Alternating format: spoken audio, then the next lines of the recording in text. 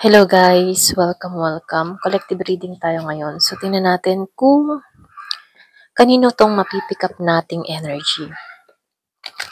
Be open-minded po, hindi po halos lahat makaresonate. Thank you nga po pala sa mga nagsusubscribe, sa mga bumabalik. Maraming pong salamat. Give me the message. Kanino tong mapipick up nating energy? Give me the message. Kanino tong mapipick up nating energy?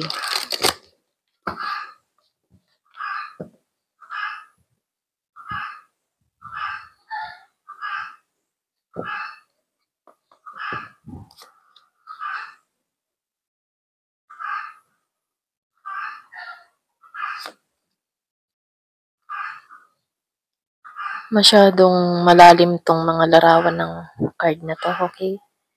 So, tingnan natin anong babasahin natin maigi.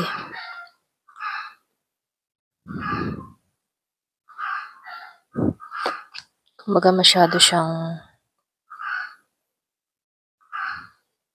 kakaiba yung larawan, okay? So, meron akong nakita dito na Scorpio, Aries, Aquarius, Leo, Taurus.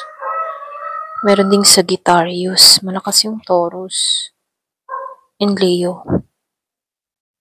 Ayan. So, ito lang yung nakikita kong energy dito, no? So, dito, meron nung nakikitang nalulungkot sa sitwasyon. Wala siyang sigla dito. Especially kay Scorpio, no? Kung ano man yung mga iniisip mo dito, meron akong nakita dito bumabagabag sa kaisipan mo. Meron ditong feeling niya walang pag-unlad or walang magandang nangyayari sa kanya dito. Meron tong mga kinakaharap na kung saan nagpapalungkot sa taong ito. Pero ganun pa man andun pa rin yung fighting spirit ng tao na to. Ito rin nakikita ko. Yung bang alam niya na iramdam niya yung hirap na sitwasyon na kinakaharap niya ngayon. Pero andun pa rin yung fighting spirit niya na malalampasan niya yung pagsubok na to. Okay? Kumbaga, hindi siya takot magsimula muli. Ganon.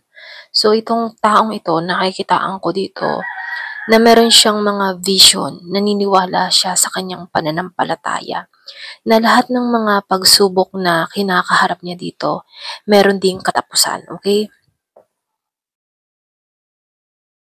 So dito, umasa ka, kasi nakikitaan ko dito kung kanino mang energy to, ramdam mo ang bigat ngayon, okay? Pero umasa ka, kasi dito, hindi ka nawawalan dito ng pag-asa, kaya meron akong nakikitang malaking oportunidad na papasok sa buhay mo na kung saan unexpected to. So, yung iba sa inyo, nakikitaan ko dito, meron ditong pag-ulan ng biyaya, okay? Kailangan mo lang ditong magpakatotoo, okay? Kailangan mo maging klaro sa mga iniisip mo. Kasi nakikitaan ko dito, magiging maayos ang lahat, magiging balanse ang lahat. Kung sa panahon ngayon, feeling mo walang pag-unlad, walang pag-progress na nangyayari sa buhay mo, nakikitaan ko dito, manalig ka, okay? Huwag kang matakot na sumubok. So, nafe-feel ko dito, matatapos na to, okay? Meron ditong pag-usad na mangyayari sa'yo. Meron ditong balanse na magaganap sa'yo. Meron akong nakikitang Leo. Kung pakaramdam mo, para kang pinagsakluban dito, ng langit at lupa na dala-dala mo ang bigat sa balikat mo. Nakikitaan ko dito, matatapos na to. Magtiwala ka lang, okay? So dito yung iba sa inyo kaya nawawalan ka ng sigla dahil wala kang katuwang sa buhay. Nalulungkot ka kasi nag-iisa ka, okay? Pwedeng yung iba sa inyo single mother, single father na kung saan inaako mo ang lahat. Yung man tipong ito din yung nagpapalungkot sa'yo, okay? Kasi wala man lang nag-aaruga, wala man lang nag-iingat sa'yo, okay? Wala man nagmamahal sa'yo dito na katuwang Yung iba ha, hindi halos lahat. So, nakikitaan ko dito, ito yung kulang sa buhay mo. Yung makakatuwang mo sa buhay. Meron akong nakikita dito na malungkot kasi nag-iisa siya, ganyan. Meron akong nakikitang Taurus. So dito, no, meron din akong nakikita dito matagumpay na tao. Yung iba sa inyo, meron kang nakakausap dito or pwede ring sabihin na meron ditong mangyayari sa iyong pagbabago. Kailangan mo lang itong malampasan. Ito lang yung mensahe, no? So, meron akong nakita, yung iba sa inyo, meron dito magkadiling na Taurus and Sagittarius. Yung iba sa inyo, no, nakikitaan ko dito, merong bumabagabag sa isipan mo, merong gumugulo, meron hindi makatulog, malakas yung Taurus. Kumbaga nakikitaan ko dito na stress tong tao na to, hindi niya alam kung paano papasok sa buhay ni Sagittarius. So, meron akong nakitang Sagittarius dito na umuusad, umuunlad, very independent, kaya niya yung sarili niya. Hindi siya naninindigan sa kanyang kadiling dito, sa kanyang person dito, no? Kundi naninindigan siya sa kanyang sarili. Kasi hindi siya takot magsimula. Yung iba sa inyo, meron kang inalisan dito kasi hindi siya nagpakatotoo sa'yo. Okay? And then, yung iba naman sa inyo, walang bagong simula ka na nangyayari sa inyo ni Leo, okay? So, kung meron kang kadiling dito na Leo, Taurus, so nakikitaan ko dito na meron ditong tao na ayaw na ng bagong simula, pagod na siya. Pagod na siya para sa connection na to. Meron naman ditong tao na humaharap sa kanyang sarili, na kung saan binabagabag siya ng alaala ng tao na to. Hindi makatulog, stress, depressed, ganun. Ayan.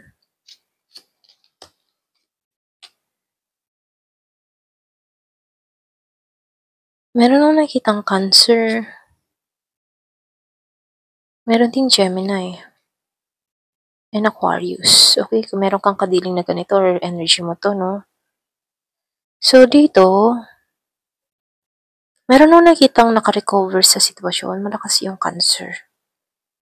Nakikitaan ko dito, unti-unti siyang nakakaalis dito sa kanyang nararanasan, Kumbaga, unti-unti niyang natatanggalan to. Okay? Meron din akong nakitang Pisces, Aquarius. So, kung hindi nyo makita yung zodiac sa inyo dito, no, pwedeng nasa birth chart mo to, okay? Kung alam mo yung kabuuan ng birth chart mo. Pero ganun pa man energy yung binabasa natin dito, so magbase kayo sa energy, okay? Kahit meron ako mga sinasabing zodiac sa inyo dito. Alam nyo naman yung energy mo dito, okay? Kung pakaramdam mo, istorya mo to, okay? So dito, nakikitaan ko dito, merong nakaka-recover sa sitwasyon. Kumbaga, naka-recover to na meron siya mga pinuput sa kanyang sarili na boundary, pero nililingon pa rin niya yung nakaraan. Meron siyang gustong patunayan sa taong ito. Ito lang nakikita ko, no? Mahirap ang pinagdaanan ng tao na to bago siya makarecover dito. Merong umabot ng 3 taon. Yung iba naman sa inyo, 8 buwan. Kumbaga, tinatayo niya yung sarili niya. Okay, binabalik niya yung bandera niya. Ganun. Kasi itong tao na to nagkaroon to ng talino, nagkaroon siya ng kaliwanagan. Sinusunod niya yung inner voice niya, yung instinct niya, yung intuition niya. Merong gumagabay sa tao na to na kaya niyang lampasan to. Meron akong nakikitang mananampalataya. Kumbaga mahilig to magdasal. Pwede rin pinagdadasal niya dito na makarecover siya sa sitwasyon. Mahilig siya manalangin. So ginagabay itong tao na to, merong inner voice sa kanyang kalooban na kailangang alisan to. Kailangan lampasan to. Tinutulungan niya yung sarili niya hanggat maaari na kayanin tong mga pagsubok na to at nagtatagumpay siya dito. So dito, meron siyang nakadiling dito na tao na hindi nagpakatotoo, walang awtoridad, walang integridad. Mahilig lang siya sa kanyang kasiyahan. Kumbaga, arrogante din 'to, masakit manalita, walang paninindigan, wishy-washy. Gano'n yung energy ng taong ito. Ayan. So, kung meron kang kadiling na ganito, no, unti-unti mo 'tong inalisan, unti-unti mo 'tong tinakasan. Alam mo yung hirap sa sitwasyon na naranasan mo dito sa tao na 'to. Kaya dito, no, meron kang gustong patunayan sa tao na 'to. Puwede rin sabihin itong tao na 'to nagsalita sa'yo na, "Hindi mo ako malilimutan, hindi mo ako kayang kalimutan, hindi mo ako kayang iwan." Mga gano'n ano. Kumbaga masyado siyang bilib sa kanyang sarili, na kung saan ikaw inaral mo yung sarili mo, gano'n.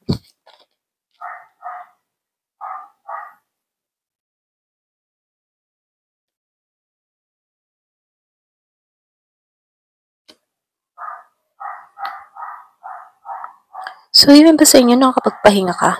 Ito na yung nakikita ko sa'yo, no? Kasi dito, hindi ka takot na sumubok muli, okay? Hindi ka takot sa bagong experience na kung saan nagtatagumpay ka dito. So, nakikitaan ko dito, yung iba sa inyo, no, natagpuan mo muli yung sarili mo. Ito lang yung nakikita ko sa'yo, no, natagpuan mo muli yung sarili mo. Meron dito nagsi-self-love, nagsi-self-care. Kumbaga, open yung crown chakra mo dito na kung saan ano, pinapasaisip sa'yo yung tamang gagawin. Merong gumagabay sa'yo dito, okay? Nagiging malinaw na para sa'yo ang lahat. Yung iba sa inyo nakakatulog ng maayos. So, meron nung nakikitang gabay ka. Meron nung nakikitang dove. May protection ka, may pag-iingat sa'yo. Kumbaga, ano inilalahad sa'yo dito. Meron ditong nag-cheer sa'yo na magpahinga ka, okay? Tanggalan mo yan. Tulungan mo yung sarili mo. Ganyan. Merong mga spirit guide na nagtutulak sa'yo na magpahinga, okay? Magpahinga. At nagaganap to. Nagaganap to sa'yo. Kasi dito, meron kang marireceive na malaking gantimpala na hindi mo naman inaasahan to, hindi mo to hinihiling, pero ito yung pagkakalob sa'yo dito, okay? So dito, no, nakikitaan ko dito na nagkakaroon ka ng malawak na pangunawa sa sitwasyon. Kaya dito, nakakahanap ka ng kapahingahan. Yung iba sa inyo, ito lang nakikita ko dito. Kumbaga, natatagpuan mo muli yung sarili mo. Nagkakaroon ka dito ng yung tipo na naaayon muli yung sarili mo, naibabalik mo muli yung katatagan mo. Meron dito kang inner voice na gumagabay sa'yo at ito yung sinusunod mo. So, meron nung nakikitang spiritual na tao or pwede rin ginising ka sa spiritual, okay? So, tingnan pa natin dito, no, sa situation. Kumbaga, alam mo na yung gagawin mo, alam mo na yung direksyon na tatahakin mo. Merong kang sinusunod na gabay para sa'yo at alam mo yung makakabuti para sa'yo. So, dito, nakikitaan ko dito na may paggising na nangyari sa'yo, okay? So, nakikitaan ko lang dito ng ganon. Ayan, kung kanino mang energy to. Give it a message.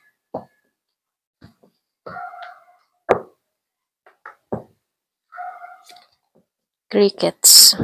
Silence, non-action. So, yung iba sa inyo, mas pinili mo na lamang manahimik. Hindi ka kumikilos, hindi ka gumagawa ng hakbang para dito, no? Mas pinipili mong manahimik para sa kapayapaan mo. So, yung iba nga, yung sinabi ko kanina, meron kang kadiling dito na kabaliktaran mo or yung mga tipo na wishy-washy, mahilig sa kasiyahan, sarili niya yung iniisip niya, masakit manalita, okay? So, meron tong mga luho or meron tong mga bisyo sa katawan, ano. Mahilig to sa nightlife, okay? I mean, sa nightlife, ano, mahilig siya mag party-party, mahilig siya sa mga ganun, okay?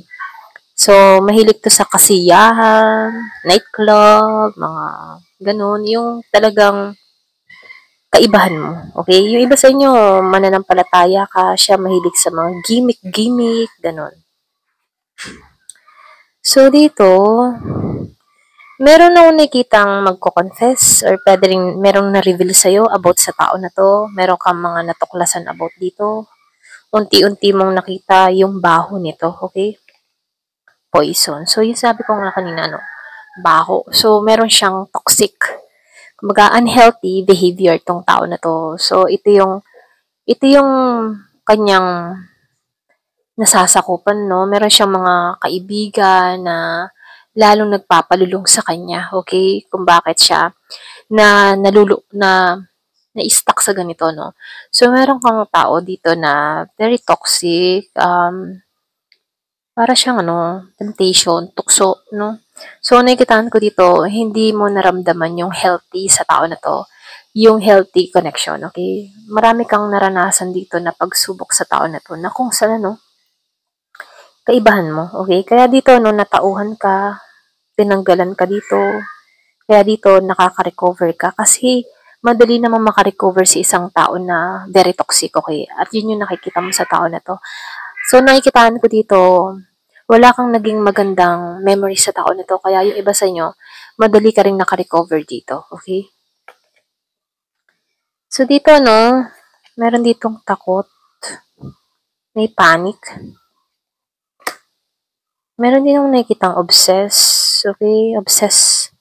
Meron tong kahiligan, ayan, kung kanina man to. So, yung iba naman sa inyo, yung sinabi ko kanina, ikaw ay spiritual awakening, madasalin ka.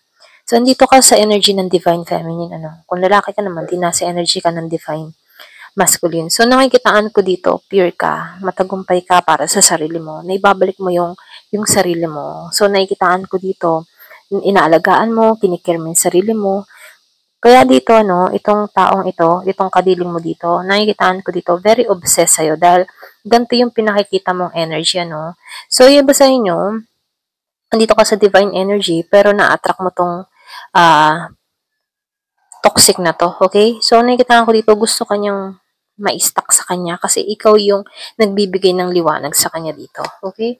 So, dito, today, meron ditong present now in the moment. So, nakikitaan ko dito, yung iba sa inyo, sa panahon ngayon, andito ka sa divine feminine, okay? The more na inaayos mo yung sarili mo, the more na inaalagaan mo yung sarili mo, the more na nagkakaroon ng anxiety tong kadiling mo dito, okay? Lalo siyang naghahangad dito or may obsession tong tao na to, okay? May kahiligan siya dito. Pero ganun pa man, dahil ikaw ay nasa divine feminine, alam mo kung ano yung makakabuti para sa'yo. Alam mo na itong tao na ito ay toxic sa buhay mo. Alam mo na ito ay poison lang sa buhay mo. Kaya dito, mas pinili mo dito kung ano yung kinakaharap mo ngayon, dun ka nananatili at nililimot mo yung mga nangyari sa nakaraan dito, okay? So, ito lang yung nakikita ko sa'yo. Ayan. Thank you for watching. Love and peace.